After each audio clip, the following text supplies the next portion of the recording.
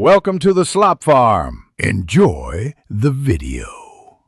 You begin by verifying essentials: power, cables, and source settings.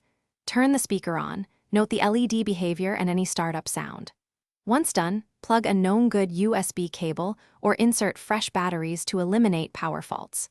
Make sure the source device's volume is up and its Bluetooth or wired output is selected. If you're using Bluetooth, put the speaker into pairing mode and forget/repair the device to clear stale profiles. This isolates pairing issues quickly and gets you ready for deeper checks.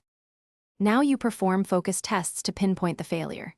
Try every input: aux cable, Bluetooth, and USB audio. If one works, the problem is isolated to a specific interface. Next, check the speaker's companion app or manufacturer firmware. Update or perform a factory reset to fix software state issues.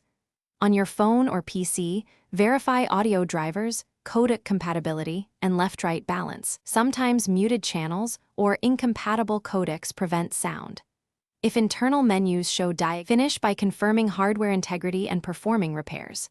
You should test the speaker with a second device to confirm persistent silence or distortion. That separates source problems from hardware faults. If comfortable, open the enclosure and inspect wiring, connectors, the speaker driver cone, and solder joints for obvious damage. Replace a blown driver or weak battery. Reassemble and retest. If sound still fails, one key troubleshooting tip: swap the speaker driver or battery before complex board-level repair. Replacement parts are cheaper than a full repair.